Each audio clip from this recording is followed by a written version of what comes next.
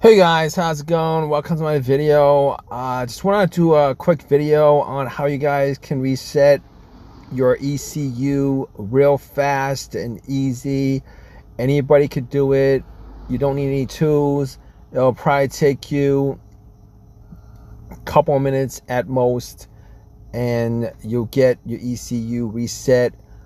If you guys have a check engine light, a whole bunch of error codes in your ECU, or if you guys changed up a part and you guys still have the check engine light for a code for the part that you replaced, you're definitely gonna want to watch this video because it'll definitely help you out. Now, there are many ways to reset your check engine light, or not just your check engine light, but your ECU in total. One of those ways is to get an OBD scanner and do an erase of your codes. A lot of people don't have OBD2 scanners. A lot of people don't know what OBD2 scanners are. And a lot of times that OBD2 scanner doesn't actually erase the entirety of your codes. The other method is to get to where your battery is, and a lot of people actually know this method. And that method is to either take the cable off, the negative cable off the battery for a couple minutes, and in most cases that would reset your ECU, your check engine light. But you could take it a step further and take the negative cable, both the negative cable and the positive cable, off your battery and zip tie them together for 15 minutes, for an hour.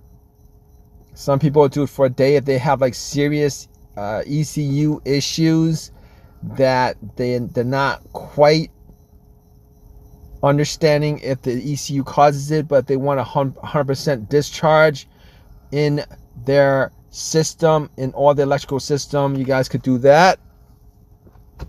And the problem with that method is this: a lot of times, well, most of the time, when you guys take the cable off the battery, what it does is it resets everything.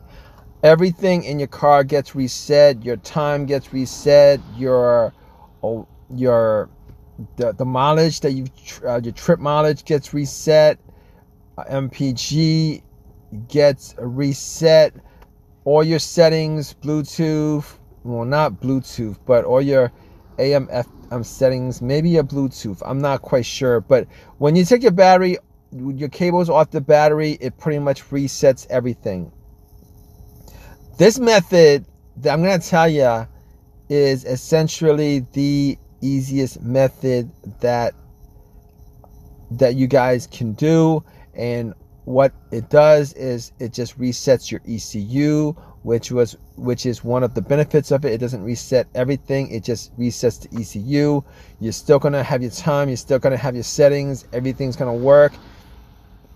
This is great if you guys have certain vehicles where just taking the cables off the battery could actually change a lot of how the car drives, or how or it's connected to other portions, other electronic portions of the car that actually needs to have whatever record of your driving, the way you drive, etc., etc.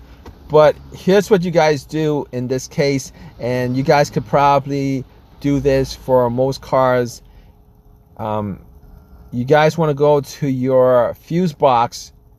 There is a specific fuse in most cases for the ECU. In a lot of cases for the ECU, there is a fuse specific to the ECU.